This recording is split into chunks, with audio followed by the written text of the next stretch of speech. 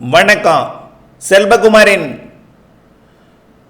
கோடை வெப்பம் 100 டிகிரிக்கு கீழ் குறைய போகும் அதிசய ஆய்வறிக்கை. எந்த நாள் எப்படி வெப்பம், எந்த நாள் 100 டிகிரிக்கு கீழ் குறைய போகிறது? ஆய்வறிக்கை 2024 மே 2 வியாழக்கிழமை அதிகாலை நிலவர ஆய்வறிக்கை. அதிகாரப்பூர்வ வானிலை அறிக்கைக்கு இந்திய வானிலை ஆராய்ச்சித்துறை அறிக்கையை பார்க்கவும். இன்றைக்கு மே 2 அதிகபட்ச வெப்பம் நேற்று போல் இருக்கும். அதாவது அதிகபட்சமாக 111 டிகிரி வெப்பமும் ஆங்காங்கே 110, 109, 108, 107 என்றும் 100க்கு மேல் பல இடங்களை பிடிக்கும். அதன் அடிப்படையில் இன்றைக்கும் இந்த மத்திய மாவட்டங்கள், அதாவது ஆரல்வாய் மொழி முதல் ஆந்திர எல்லையோரம் வரைக்கும் உள்ள திருப்பதி 111 டிகிரிக்கு மேல் போகும். திருப்பதி, திருமலா அல்ல, திருப்பதி கீழ் பகுதி 111 டிகிரி போகும்.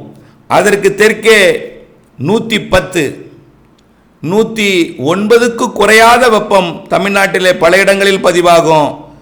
திருநெல்வேலியிலும் மதுரையிலும் திருச்சியிலும் வேலூரிலும் ஒரே வெப்பமாக இருக்கும். ஆக அதிகபட்ச வெப்பம் அனைத்து மாவட்டங்களிலும் மத்திய பகுதிகளில் இருக்கும் இன்றைய வெப்பம். அடுத்தபடியாக பார்த்தீங்கன்னா கடலோரமும் 100 டிகிரியை ஒட்டியே 100 டிகிரியை தாண்டியும் இருக்கும் சில இடங்களில். நாளையும் இதே வெப்பம், 3ஆம் தேதியும் இதே வெப்பம். திருநெல்வேலியில் வேணா கொஞ்சம் குறையலாம், ஆனால் மதுரை முதல் ஆந்திரா வரைக்கும் அதே வெப்பம். அதே போல 4ஆம் தேதியும் அதே வெப்பம் இருக்கும், ஆனால் 1 டிகிரி குறையலாம். 111 எதிர்பார்ப்பது 110 குறையலாம். பிற இடங்களிலே 109 இருக்கும். எப்போ? 4ஆம் தேதி. அடுத்த நாள், ஆனால் அதாவது 5ஆம் தேதி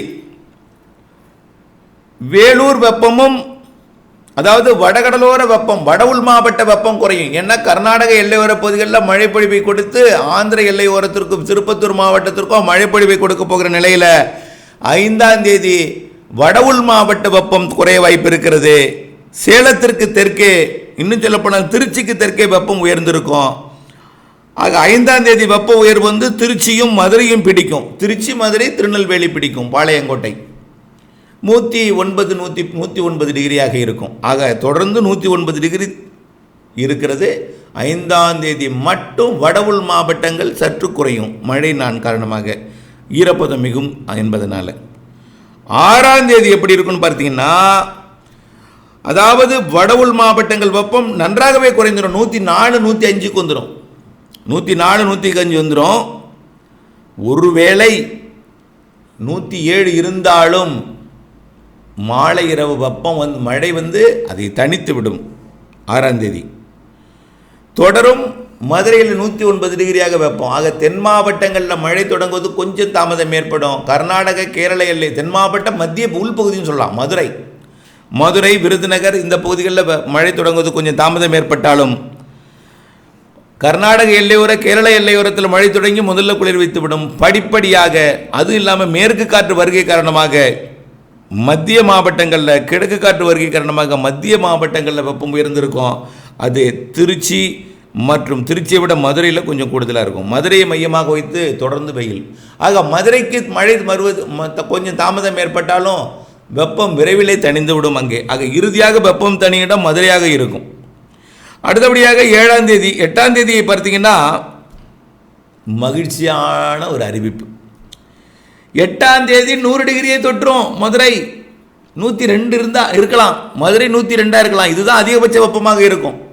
8ஆம் தேதி மதுரை தான் இறுதியாக வெப்பம் தனியும். காரணம் என்னென்னா, கர்நாடக எல்லையோர, கேரள எல்லையோரத்திலிருந்து மழை தொடங்கி மேற்கு காற்றும் கிழக்கு காற்றும் மதுரையில் சந்திப்பை ஏற்படுத்தி கொண்டு மதுரையில் இந்த வெப்பத்தை அதிகரித்து கொண்டிருக்கும். வட உள் மாவட்டங்களில் மழைக்கு சாதகமாகும். படிப்படியாக மத்திய மாவட்டங்கள் மழைக்கு சாதகமாக இறுதியாக மதுரை வெப்பத்தை தணிக்கும். மதுரை வெப்பம் 8ஆம் தேதி 102 இருக்கும். இதுதான் அதிகபட்ச வெப்பநிலையாக இருக்கும். 8ஆம் தேதி 102 தான் அதிகபட்ச வெப்பநிலையாக இருக்கும்.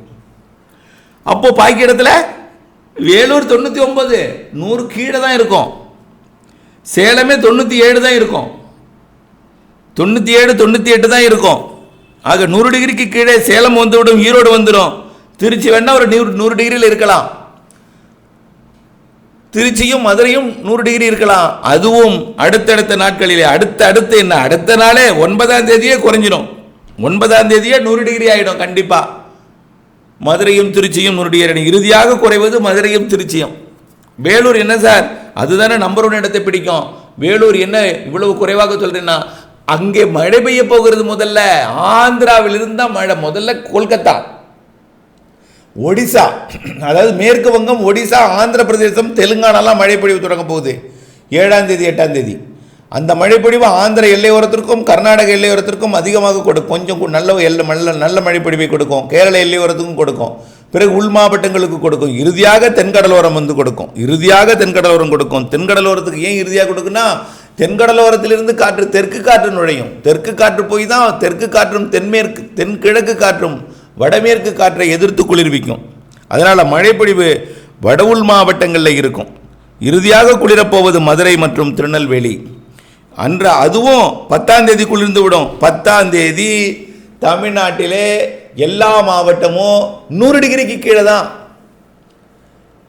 10ஆம் தேதி எல்லா மாவட்டமும் 100 டிகிரிக்கு கீழ்.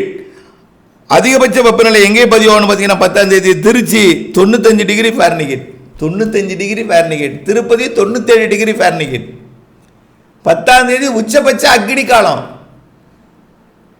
அக்னியிலே அனல் பறந்தோடிடும், மழை பிறந்தோடி வரும், இடிமழை மாலை இரவிலே இருக்கும், வெப்பம் விலகும், குளிர்ச்சி பிறக்கும், அதிசயம் நிகழும், பொறுத்திருங்கள்.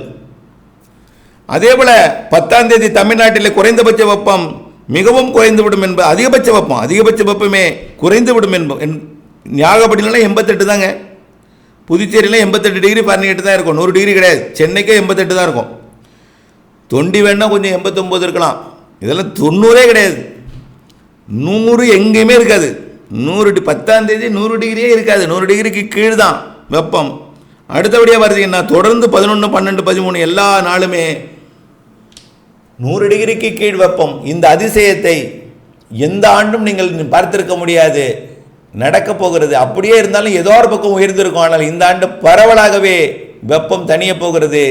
10ஆம் தேதி 9ஆம் தேதியே பாதி தணிஞ்சு, 8ஆம் தேதியிலிருந்து தனிய தொடங்கி 9 மேலும் தணிந்து 10ஆம் தேதி பரவலாக தணிந்து விடும் என்ற மகிழ்ச்சி. ஆனால் புழுக்கம் வியர்வை இருக்கும். அதுவே உடம்பு குளிராக இருக்கும், குளிர்ச்சியாக இருக்கும், வியர்வை வெளியாகும். ஆனால் எல்லா இடத்துலையும் இருக்காது. ஒரு பக்கம் வியர்வை இருக்கும், அப்புறம் அது மழையாக மாறிவிடும், அதுவும் குளிர்ந்து விடும். இதுதான் ஆய்வறிக்கை. இணைந்தே இருங்கள் அப்டேட்ஸுடன். அதிசயங்களை ஆய்ந்து அதை உணருங்கள். நன்றி.